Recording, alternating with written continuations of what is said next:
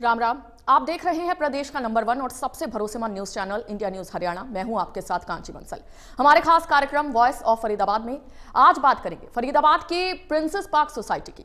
Princess park society के लोगों को मूलभूत सुविधाओं के लिए दो चार होना पड़ रहा है। सोसाइटी के अंदर आवारा कुत्तों के साथ साथ सीवरेज भी समस्या बनी हुई है। वहीं सोसाइटी के लोगों ने बिजली का लोड बढ़ाने के लिए सब स्टेशन की मांग की है। और सोसाइटी में और क्या समस्या है, देखिए हमारी खास पेशकश।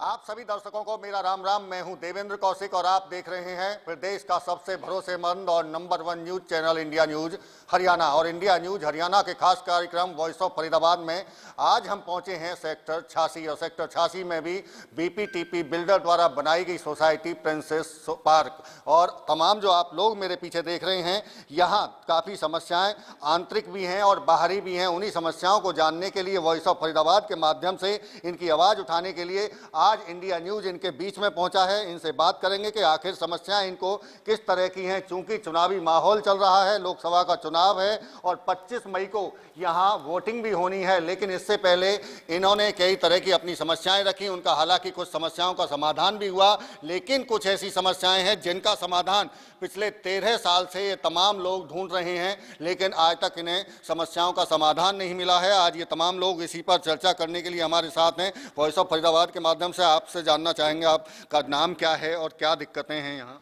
मेरा नाम रणमीक चैल है और प्रिंसिपल मैं आर्डुल में प्रधान हूँ। समस्या यहाँ पे सबसे है कि शहर बसा दिया गया और यहाँ पे इंफ्रा कुछ नहीं बनाया, लोगों की आबादी बसा दी। ना यहाँ बिजली है, ना सीवर है, ना रोड है। सबसे पहले शहर बसाने से पहले इंफ्रा को बनाना चाहिए कि रोड हो, सड़क हो। और यहाँ पे सबसे बुरा हाल, जैसे कि हमारे प्रिंसिपल की बात करें, 14 साल पुरानी सोसाइटी है, आज तक इसकी रोड मास्टर रोड से कनेक्टिविटी नहीं है। और बिजली के लोड की भी यहाँ पे समस्या है। अभी भी हमने नो वोट नो का वो लगाया था और उसके बाद अभी आश्वासन मिला है कि 20 तारीख तक ये हो जाएगा। जब हो धरातल पे आ जाएगा उस तभी मानेंगे। वादे तो हम 14 साल से सुन ही रहे हैं, सबके, बिल्डर के भी, प्रशासन के भी, जो भी हैं। यही हमारी मेन सबसे ज़्यादा समस्या। तो तमाम मूलभूत सुविधाएं आपने गिनाई, बिजली की समस्या यहाँ सबसे बड़ी है, जिसके लिए आपने अपने वोट का जो अधिकार है उसको भी देने से मना कर दिया था। मौलिक अधिकार से भी दूर जा रहे थे आप। तो क्या उस पर कुछ भरोसा मिला है? हाँ, उस पर भरोसा मिला है डीएचवीएन की तरफ से भी और जो लोकसभा के इलेक्शन में जो लड़ रहे हैं, दोनों तरफ से उनको मिला है कि वो काम होगा। और मंत्री साहब ने हमें आश्वासन दिया है कि 20 तारीख तक यहाँ पे आपका सारी समस्या का निपटारा करवा देंगे, वो भी बिजली का। 24 मीटर रोड के अभी भी उस पर कोई हमारा को कुछ खास अपडेट नहीं मिला है। क्या 24 मीटर रोड की बात कर रहे हैं, कनेक्टिविटी की खास तौर से, क्या जाम की समस्या रहती है या सड़क किस तरह से, किस हालात में है? ये है कि जी हमारे ये लोकल रोड है जो तिगांव रोड बोलते हैं, इससे आना जाना होता है। इसके ऊपर सारी मार्केट बन गई है दोनों तरफ से। सुबह शाम जाते हैं तो कोई भी किसी को आना होता है, ये साई मंदिर के आसपास आधा घंटा ये इसको आने जाने में लग जाता है। जो कि हमारे जो मेन कनेक्टिविटी है 24 मीटर रोड से है, वो बिल्कुल 60 मीटर रोड पर जाके मिलता है। और ये सारा 20 मीटर का रखा हुआ है। ये प्रशासन और बिल्डर की दोनों के ही लापरवाही का दंड 1100 लोग भुगत रहे हैं। 1100 लोग सोसाइटी में रह रहे हैं, परिवार हैं 1100 परिवार है और 5000 के आसपास यहाँ पे लोग, 5000 लोग हैं जो दिक्कतों में हैं। आपसे बात करेंगे सर, आपको क्या लगता है, चूंकि कई समस्याओं को इन्होंने एक साथ गिनवाया और अब तो वोट का अधिकार, आप वोट भी करेंगे, आप क्योंकि सहमत हो गए हैं, आश्वासन आपको मिल गया? साहब, मैं यहाँ पे तमाम लोग, मेरे साथी लोग जो पुरानी बातें करेंगे, दूसरी बातें करेंगे। मेरा नाम आलोक भटनागर है। मैं यहाँ सन 2015 से रह रहा हूँ। मैं एक इंजीनियर हूँ और मैं यहाँ पे इस बिल्डिंग को इंजीनियरिंग की तरह से जब देखता हूँ तो मेरे को बहुत ही ख़राब स्ट्रक्चर दिखता है। यहाँ पे सारा प्लास्टर के साथ अंदर का आरसीसी के साथ में पूरी स्ट्रक्चर डैमेज हो रही है। पानी की निकासी का कोई इंतज़ाम इन्होंने किया नहीं है और सारी चीज़ें गल के घिरने की अवस्था में है। अगर 20 मंजिल की 50 घर की एक बिल्डिंग है तो उसके ऊपर कितना लोड है, -2 बेसमेंट है, सारा का सारा पुराना स्तर जैसे 50 साल पुराना हो गया हो वैसा ही 8 सालों में हो गया है। तो सरकार से अनुरोध है कि इसकी एक स्ट्रक्चरल एनालिसिस करवाई जाए। बिजली के तार अंदर दबे हुए हैं, पानी दबा हुआ है, सीवरेज के पाइप अंदर दबे हुए हैं। उन सब का स्ट्रक्चरल एनालिसिस करके हम लोगों की न सिर्फ जान बल्कि कमाई हुई पूंजी की भी रखवाली अगर हो सके तो अत्यंत। देखिए, बड़ी बात कह रहे हैं और बड़ी मांग है सरकार से इनकी, चूंकि जान माल का खतरा इन्हें ज़्यादा दिखाई दे रहा है। इंजीनियर हैं खुद और तमाम चीज़ों को बारीकी से जानते हैं। आपसे जानना चाहेंगे सर, चूंकि अब जिक्र सामने समस्याओं का आ रहा है, चाहे बिल्डर की कमी हो, चाहे शासन प्रशासन की कमी हो। मेरा नाम धीरज रैना है और मैं दिल्ली से आया था यहाँ रहने के लिए, ग्रेटर फरीदाबाद को सोचते हुए कि एक नया फरीदाबाद बन रहा है। और यहाँ पे सबसे बड़ी जो समस्या मुझे दिखती है गंदगी।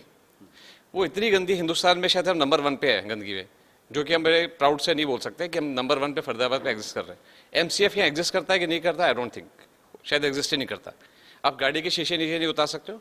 अब घरों के मेरे घर में 3 पर्दे बाहर लगे हैं शीशे के बाहर, क्योंकि इतना डस्ट, इतना गंदगी, इतना कूड़ा, इतना बदबू, इतना पोल्यूशन जो यहाँ फरीदाबाद में शायद ही कहीं पे है। मैं नोएडा ऑफिस पर जाता हूँ, वहाँ के नोएडा की सड़कें देखो आप, साफ सुथरी सड़कें, रोड पहले बनते हैं, नालियाँ पहले बनती है, लाइट्स पहले लगती है, उसके बाद में बिल्डिंग्स बनती है।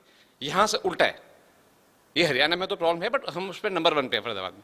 तो बस मैं ये प्रशासन से अनुरोध करता हूँ कि यार इस पे सफाई पे पहले ध्यान दो, कि इस गंदगी से हम सब मरेंगे, हमारा फ्यूचर मर जाएगा, हमारे बच्चों का खेलना कूदना सब खराब हो रहा है। और समस्या आई थिंक भाइयों ने ऑलरेडी बिल्कुल गंदगी देखिए एक बड़ी समस्या है, ग्रेटर फरीदाबाद की ही नहीं, ये पूरे फरीदाबाद की समस्या है कि हर जगह गंदगी के ढेर सड़कों पर लगे दिखाई देंगे। और न केवल गंदगी बल्कि आवारा जो पशु हैं वो भी सड़कों पर दिखाई देते हैं, कई बार दुर्घटनाएं होती हैं। आप क्या कहना चाहेंगे? सर, मेरा नाम रचित वोरा है और मैं इस सोसाइटी में पिछले 7-8 सालों से रह रहा हूँ। यहाँ पे जो सबसे बड़ा मुद्दा है हमारे पास वो है कुत्तों का। यहाँ पे कुत्तों ने आतंक मचा रखा है और यहाँ पर हम इतनी गुहार लगा चुके हैं इतनी सारी प्रशासन को, पर यहाँ पे कोई सुनने को तैयार नहीं है। हमारे सोसाइटी के प्रेसिडेंट, वाइस प्रेसिडेंट, सब के सब, मतलब दिन रात, इवन उन लोगों के ऊपर पुलिस कंप्लेंट भी करी गई है लोगों द्वारा जो उनके फेवर में बात करते हैं। यहाँ पे कोई उनको हार्म पहुँचाना नहीं चाहता। इवन हमारी सोसाइटी के जो RWA, इन्होंने उनके लिए 2 जगह पे अलग अलग उनके रहने का, खाने का, पीने का, हर जगह का, बट लोग यहाँ के जितने जो डॉग लवर कह सकते हैं उनको, वो मानने को तैयार नहीं है। वो वहीं पे फीड करते हैं जो नॉर्मल एरिया होता है, जिससे हमारी सोसाइटी में कितने बच्चों को, इवन कितने सीनियर सिटीजन हैं, मेरे कई फ्रेंड हैं, उनकी मदर्स को कितने कुत्तों ने काट चुका है। बट उसके बाद भी यहाँ पर कोई सुनने को तैयार नहीं है उस चीज़ को लेकर। समाधान किसी चीज़ का नहीं है, शिकायतें बहुत ज़्यादा हैं, क्या कहेंगे सर? मेरा नाम सुरेश शर्मा है, मैं यहाँ फरीदाबाद में काफ़ी टाइम से रहा हूँ। फरीदाबाद के बारे में हमने सुना था कि एशिया की बहुत अच्छी औद्योगिक नगरी के बारे में सुना था। निश्चित तौर से पहले, क्योंकि एशिया में सबसे नंबर 1 पे फरीदाबाद औद्योगिक नगरी था, लेकिन आज ये हमारे जो आसपास जितने भी शहर हैं, गुड़गांव, नोएडा, उन सब से पिछड़ा हुआ, हर मायने में पिछड़ा हुआ, चाहे वो हम इंडस्ट्री की बात करें, चाहे वो हम यहाँ पे रहन सहन की बात करें या इंफ्रास्ट्रक्चर की बात करें। जब आप पिछड़ा हुआ फरीदाबाद को बताते हैं तो इसके पीछे वजह क्या दिखती है आपको? वजह मेनली हम यही कहेंगे कि प्रशासन चुस्त नहीं है, प्रशासन इस तरफ ध्यान नहीं दे रहा है मेरे ख्याल से। और जब हमने ग्रेटर फरीदाबाद आए तो हमने यही सोच के यहाँ पे आशियाने के लिए सोचा था कि भाई ये एक ग्रेटर नोएडा या अलग शहरों की तर्ज पे यहाँ पे बनेगा और यहाँ पे एक अच्छा माहौल रहने का मिलेगा। लेकिन बिल्डर, प्रशासन और जितनी भी तमाम चीज़ें हैं, ना तो यहाँ पे सुरक्षा के लिए कोई चीज़ है, यहाँ ना कोई ढंग की कनेक्टिविटी का कोई है, ना कोई एडवांस में इंफ्रास्ट्रक्चर के लिए, ना बिल्डर ने सोचा, ना प्रशासन ने सोचा। तो सब तकलीफ ही तकलीफ है लोगों के लिए। सब तकलीफ हैं। आशियाना खरीदा था, सपनों का घर खरीदा था, लगता है वो सपने पूरे हो गए। सर, मेरा नाम ADS राघव है, मैं यहाँ 2017 से रह रहा हूँ। और कहने को तो फरीदाबाद स्मार्ट सिटी है, लेकिन इसकी स्मार्टनेस तो आज तक देखने को मिली नहीं। और इस पर तुर्रा ये है कि हमारे यहाँ स्टेट मिनिस्टर भी हैं और उनका इनेक्शन, और इस पर अभी हम अपने रोज़मर्रा की चीज़ों के लिए नॉर्मली सेक्टर 15, 16, 17 में जाते हैं। बारिश के दिनों में वो हाल है कि वहाँ तक क्या, हम खेड़ी पुल तक भी नहीं पहुँच पाते हैं, इतना ज़्यादा फ्लडिंग हो जाता है कि ना पैदल ना अपनी गाड़ी से जा पाते हैं। तो बारिश 2 महीने बाद दोबारा शुरू हो जाएगी, तो चिंता अभी से ही शुरू होगी। बिल्कुल जी, बिल्कुल। तो इस तरफ ध्यान देना चाहिए प्रशासन को, जो कि नहीं दिया जा रहा है। ध्यान प्रशासन का नहीं है कि बरसात शुरू होगी उससे पहले चिंता आप लोगों की बढ़ गई है। मेरा नाम मनोज श्रीवास्तव है, मैं यहाँ प्रिंसेस पार्क में लगभग 12 साल से हूँ। और मेन ये है कि बाकी समस्याएं तो सब लोगों ने बता ही दिया। अभी हम बाहर निकलते हैं रात में तो अंधेरा रहता है सड़कों पे, लाइट तो लगा दिया, लाखों, पता नहीं कितना पैसा लगा, लाखों लाइट लगा करके, लेकिन वो जलता नहीं है, तो फिर वो कोई फ़ायदा नहीं है। तो मेरे ये जो आप दिक्कतें जो बताई हैं, समस्या स्ट्रीट लाइट की, आप कह रहे हैं अंधेरा रहता है सड़कों पर, निश्चित तौर से सुरक्षा को लेकर भी सवाल उठते हैं प्रशासन पर और पुलिस पर। कभी इसकी कहीं शिकायत आपने की? सर, शिकायत तो हमने कई बार करी है। यहाँ पे जैसे आपने आए हैं, वैसे ही कई लोग आई, सब फरीदाबाद से, एक भारद्वाज जी, कई लोग आए और हमने पेपर में भी निकाला ये सब चीज़ें, लेकिन कोई सुनवाई नहीं होता। मतलब ऐसा लगता है जैसे सारे बैठे हुए पड़े हैं, बस चुनाव के समय में आएंगे और वो भी बस आश्वासन दे के चले जाएंगे, बाकी कोई नहीं होता। मैं जैसे गंदगी का बताया, MCF मतलब है कि नहीं फरीदाबाद में, मुझे तो डाउट है, क्योंकि हर गली चौराहे पर इतनी गंदगी रहती है कि कोई सोच नहीं सकता है कि MCF कर क्या रहा है। तो मेरे हिसाब से इस पर बहुत ज़रूरी है ध्यान देना। अगर आपको स्मार्ट सिटी बनाना है तो सबसे पहले आपको स्वच्छता पर ध्यान देना जरूरी है। फरीदाबाद को स्मार्ट सिटी घोषित किया गया था, काफ़ी साल हो गए, स्मार्ट फरीदाबाद नहीं बना। तमाम तरह की दिक्कतें सबके सामने हैं, आपके प्रिंस सोसाइटी की भी हैं। और क्या लगता है आपको बाहरी तौर पर, चूंकि स्ट्रीट लाइट का आपने इन्होंने जिक्र किया, सड़कों का जिक्र पहले आया कि 24 फीट रोड है, नहीं है, जाम बहुत ज़्यादा लगता है, 24 मीटर की रोड बता रहे थे, शायद जिक्र कर रहे थे। मैं आपसे एक सोसाइटी की एक और समस्या सामने लाना चाहूँगा, लेकिन उससे पहले मैं ये बताना चाहता हूँ, हमारी सोसाइटी का जो बनाने का लाइसेंस है 2006 में दिया गया था बिल्डर को, और उसने 36 महीने में ये प्रोजेक्ट पूरा करना था। 2009 के बीच में उसका पूरा होता था 36 महीने। आज हम 2024 पे बैठे हैं, 15 साल ज़्यादा निकल चुके उस मियाद से, आज भी हमारा प्रोजेक्ट ही पूरा नहीं है। बाकी तो सरकार और बाकियों को तो हम क्या ही कुछ कहेंगे। आज हमारे इसकी बेसमेंट पूरा नहीं है, स्टॉर्म वाटर लाइन कनेक्टेड नहीं है। स्टॉर्म वाटर लाइन एक मजाक नहीं है जो ये बिल्डर और ये सरकार समझ रही है। हमारे पास डेली का 7 लाख लीटर जो वेस्ट का पानी है एसटीपी से हम ट्रीट करते हैं। उसके अलावा जब बारिश आ जाती है तो लाखों लाख लीटर जो पानी रोज का आएगा वो हम कहाँ फेंकेंगे? हमारे पास उसके लिए कोई भी इंतजाम नहीं है। वो सारा पानी या तो बेसमेंट में जाएगा या हमारे इधर पड़ा रहेगा। वो बस सूर्य देवता की कृपा होगी, धीरे धीरे सूखेगा, वो उसमें बीमारियां पैदा होंगी, उससे हमारे पास कोई इलाज नहीं है। तो हमें पता है ये समस्या है, हर स्तर पर रखते हैं, लेकिन उसका किसी भी तरह से कोई इलाज नहीं मिल रहा है। देखिए, समस्याएं हैं और ऐसा नहीं है कि समस्याओं से अवगत किसी को नहीं कराया जाता है। शासन से, सरकार से, प्रशासन से, तमाम लोगों से समस्याओं को लेकर जिक्र किया जाता है, लेकिन समाधान कुछ नहीं होता है। आपसे जानना चाहेंगे, आपको क्या लगता है, चूँकि स्ट्रीट डॉग की बात कर रहे थे, आवारा कुत्ते सोसाइटी के अंदर हैं और उनके आप दिक्कतें भी आ रही होंगी उनसे। नमस्कार, मेरा नाम अर्पिता है। मैं सोसाइटी में रहते हुए मुझे 12-13 साल हो गए। तो शुरुआत में इतना ज़्यादा नहीं था जो आज के टाइम पे इतना ज़्यादा बढ़ गया है। एक तो स्ट्रे डॉग जो हमारे सोसाइटी के अंदर है, स्ट्रे डॉग का इशू है। आए दिन हादसे होते रहते हैं। क्या बच्चे, क्या बूढ़े, क्या जवान, मतलब एकदम सिक्योर नहीं है ये तो, मतलब। और हमने कई बार कंप्लेन किया, और एनिमल्स प्रोटेक्शन वाले इतना ज़्यादा एनिमल्स के लिए मतलब है, लेकिन इंसानों की कदर नहीं है। मतलब हमारे बच्चे को काट रहे हैं, हमारे परिवार वालों को काट रहे हैं, विलन हमें ही बनाया जा रहा है।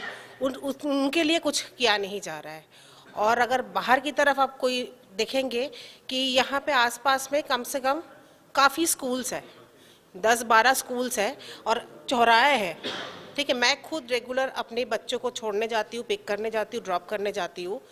वहाँ पे चौराहे में एक तो ट्रैफिक लाइट कुछ काम नहीं करता, कभी करता है कभी नहीं करता है। और वहाँ पे कोई भी एक भी पूरी एरिया में कोई ट्रैफिक पुलिस नहीं है। आए दिन हादसे होते रहते हैं। बच्चे क्लास 9-10 के बच्चे खुद स्कूल से साइकिल से आना जाना कितने बच्चे करते हैं, कितने कुछ नहीं। आए दिन ट्रैफिक फंस जाता है, चौराहे में पूरी ट्रैफिक जैम हो जाता है और एक भी ट्रैफिक पुलिस नहीं है, ना ट्रैफिक लाइट्स काम करती है। जाम की बड़ी समस्या है, ट्रैफिक जो लाइट हैं वो काम नहीं कर रही हैं, ये बाहरी तौर पर दिक्कतें हैं सोसाइटी से जब बाहर निकलते हैं।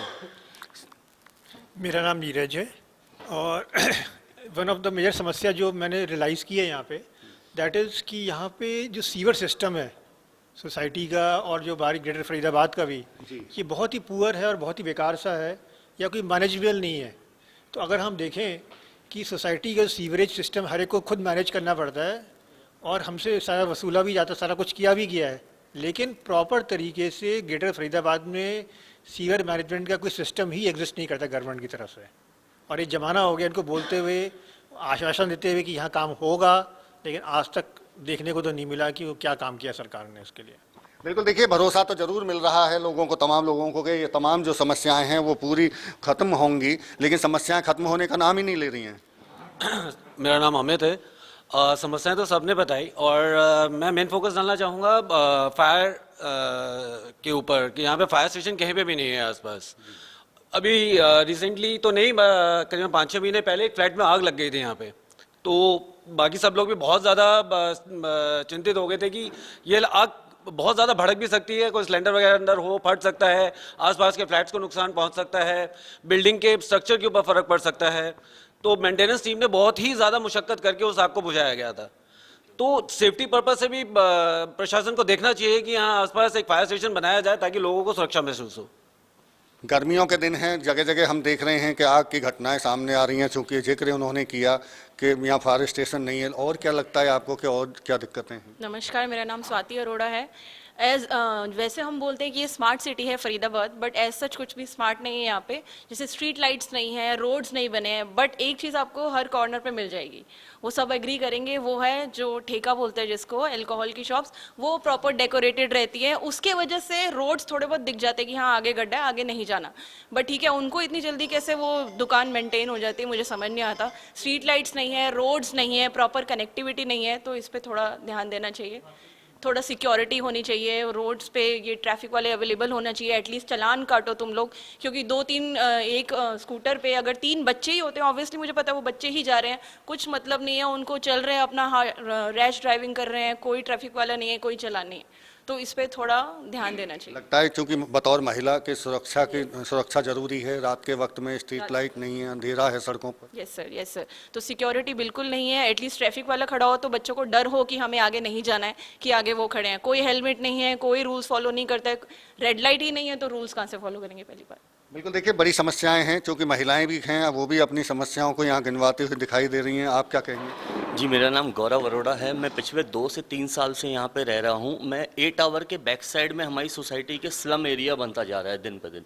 वहाँ पे कूड़ा पड़ा रहता है और वहाँ पे कबाड़ी बड़ी तादाद में बसते जा रहे हैं वहाँ पे। और पिछले दिनों वहाँ पे आग भी लगा के धुआं पॉल्यूशन इतना कर देते हैं कि हम लोग अपनी घर की खिड़कियाँ बालकनी नहीं ओपन कर पाते हैं, जिससे भी तबीयत खराब होने के बहुत ज़्यादा चांसेस होते हैं सबके। पॉल्यूशन बढ़ रहा है। पॉल्यूशन बहुत ज़्यादा बढ़ रहा है। तो कभी जिस तरह से आग लगाने की घटनाओं को, चूंकि नगर निगम या प्रशासन की तरफ से नंबर जारी किए जाते हैं कि आप तुरंत बताइए, कार्रवाई होगी, ऐसा कुछ आपकी तरफ से कभी शिकायत दी गई? जी, 1-2 बार करी है, लेकिन उस पर कोई एक्शन नहीं लिया गया है। पहले भी कई बार रात को 10 बजे एक बार आग लगी थी, तो मैंने उस पर कॉल करी, तो उस पर कोई भी एक्शन नहीं लिया गया आज तक। देखिए, बड़ी लापरवाही है कि अगर कहीं इस तरह की घटना होती है, चूंकि प्रशासन की तरफ से नंबर जरूर जारी किए जाते हैं, कहा जाता है कि आप सूचना दीजिए, कार्रवाई होगी, लेकिन सूचना के बाद कार्रवाई ना होना कहीं ना कहीं ये लापरवाही जरूर दर्शाता है। आप क्या कहेंगे जी? मेरा नाम भूपेश जायसवाल है और मैं इस सोसाइटी में पिछले 12 साल से रह रहा हूँ। मेरी समस्या सरकार से लेके है, वो ये है कि इस शहर को, ये सबसे बड़ा इंडस्ट्रियल टाउनशिप था, लेकिन आप कहीं भी जाओगे आपको सिर्फ गंदगी और पुअर इंफ्रास्ट्रक्चर मिलेगा। यहाँ पे कितने बच्चे, कितने लोग बाहर काम करने के लिए जाते हैं और यहाँ पब्लिक ट्रांसपोर्ट एक भी नहीं है। आपको हमेशा स्ट्रगल करना पड़ता है, किसी से साथ कार पूल करना है, कुछ अरेंज करना है, लेकिन पब्लिक ट्रांसपोर्ट यहाँ पे बिल्कुल नहीं है। बाकी सब जगह पहले 1 साल पहले कुछ शुरू हुआ था, लेकिन नहीं है। स्ट्रीट लाइट आपको हर जगह लगी हुई दिखेगी, लेकिन जलती हुई कभी आपको नहीं दिखेगी। रात को आप अंधेरे में आओगे, कभी भी लेडीज जाती हैं अकेले, कुछ भी ऐसा क्राइम हो सकता है, स्नैचिंग हो सकता है, कुछ भी हो सकता है, क्योंकि लाइट नहीं है, अंधेरा है, तो कुछ भी हो सकता है। तो सबसे बड़े, और इधर कोई पेट्रोल पंप भी आसपास भी नहीं है, ठीक है। तो गवर्नमेंट से ये रिक्वेस्ट है कि यहाँ का जो पुअर इंफ्रास्ट्रक्चर है, स्पेशली ग्रेटर फरीदाबाद का, क्योंकि गवर्नमेंट का जो भी थोड़ा बहुत फोकस है वो सिर्फ उधर सेक्टर 16 और उधर की तरफ है, इधर कोई भी फोकस नहीं है, जीरो फोकस है। तो गवर्नमेंट फोकस बढ़ाए और इंफ्रास्ट्रक्चर को बिल्ड करे यहाँ पे। बिल्कुल, ये देखिए ग्रेटर फरीदाबाद के लोग हैं। ग्रेटर फरीदाबाद में चूंकि एक सपना बड़ा लेकर आए थे कि कहीं ये बेहतर फरीदाबाद, पुराने फरीदाबाद से नया फरीदाबाद होगा, और इसी के चलते यहाँ ये लोग पहुंचे थे। लेकिन लंबा वक्त होने के बाद में भी ये तमाम लोग आज भी उन्हीं मूलभूत सुविधाओं की आज मांग करते हुए दिखाई दे रहे हैं। आप क्या कहेंगे? मेरा नाम संजय मोहपात्रा है और मैं इस सोसाइटी से पिछले 7 साल से रह रहा हूँ। मेरा मेजरली तो सोसाइटी रिलेटेड जितने भी कंसर्न्स है हमारे सारे साथियों ने आपको बताया, बट जो मेन प्रॉब्लम जो आज की डेट में हम एज ए रेसिडेंट्स फेस कर रहे हैं for the property tax filing purpose, जहाँ पे प्रॉपर्टी आईडी मैंडेटरी है और उसके रिलेटेड जो है गवर्नमेंट की तरफ से कोई रूल्स एंड रेगुलेशन नहीं है। ऑनलाइन पोर्टल तो है, बट वहाँ पे आप अप्लाई करो, आप रिजेक्ट हो जाता है। वहीं पे आप अगर किसी एजेंट को सेम डॉक्यूमेंट के साथ 10,000 रुपए दे के करोगे तो वो तुरंत अप्रूव हो जाता है। जिसको आप शिकायत कर रहे हैं, एमसीएफ के अधिकारी दावा करते हैं कि वो तो खुद कैंप लगा रहे हैं जगह जगह जाकर। बिल्कुल नहीं लगा है, हमारी सोसाइटी में नहीं लगा। आप सोच सकते हैं यहाँ पे 1100 रेसिडेंट्स रहते हैं, 1100 फ्लैट ओनर रहते हैं, तो ये सब प्रॉपर्टी टैक्स भरेंगे ना। बिल्कुल, हाँ, आप कुछ कहना चाह रहे हैं जी। प्रॉपर्टी आईडी के बारे में मैं कहना चाह रहा हूँ, गवर्नमेंट ने याशी नाम की कंपनी को ठेका दिया था, उसने हमारी सोसाइटी में प्रॉपर्टी आईडी बना के भी भेजे हैं, लेकिन उसका सारा डाटा ही गलत है। वे टावर लिख दिए जो है ही नहीं। हमारे यहाँ पे टावर M तक है, लास्ट जो नंबर है उसमें आर टावर, एस टावर, ऐसे ऐसे नंबर लिखे हुए हैं जो एग्जिस्ट ही नहीं करते, तो सारा डाटा ही गलत है। तो कोई सारी एक्सरसाइज जीरो है।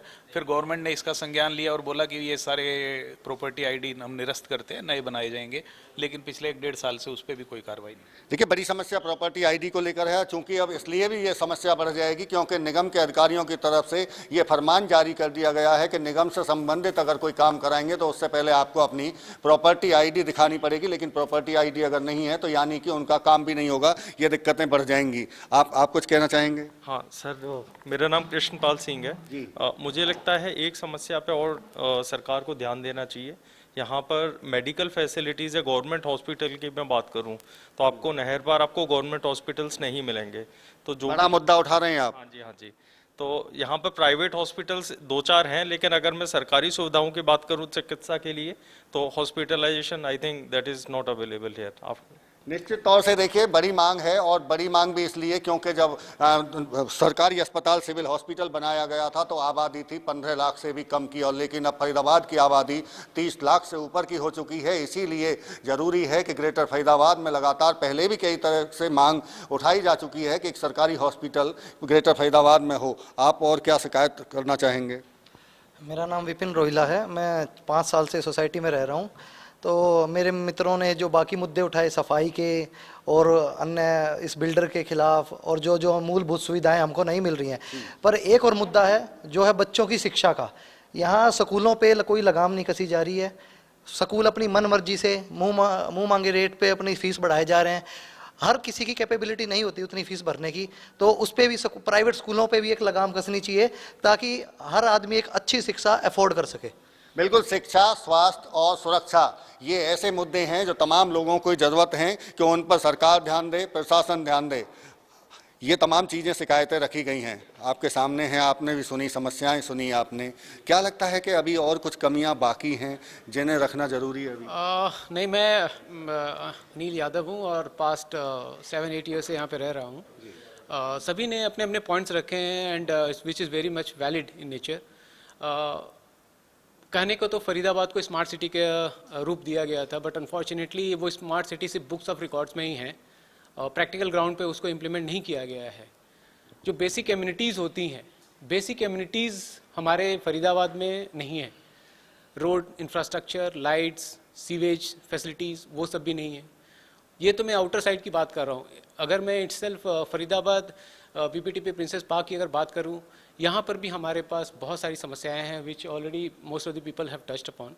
तो वो सारी चीज़ों को हमें टेक केयर करना चाहिए। मेरी प्रशासन से गुजारिश है कि इन सब चीज़ों पे अमल किया जाए और हमें वो बेसिक फैसिलिटीज़ दी जाए जो हम उसके हकदार हैं। बेसिक फैसिलिटी की मांग है जिनके ये हकदार हैं। चुनाव का माहौल है, चुनाव चल रहे हैं, तमाम जो नेता हैं वो वोट मांगने आ रहे होंगे। क्या उनसे आप ये तमाम जो समस्याएं हैं उनके सामने क्या कभी रखी और उनकी तरफ से आपको भरोसा दिया गया हो?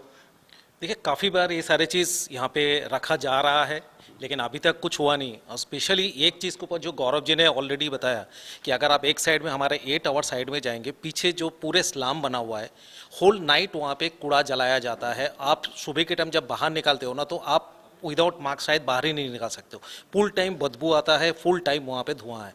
ये जो पोल्यूशन बढ़ रहा है उसके वजह से डेफिनेटली जो ग्राउंड वाटर यूज़ कर रहे हैं वो भी इफेक्ट हो रहा है।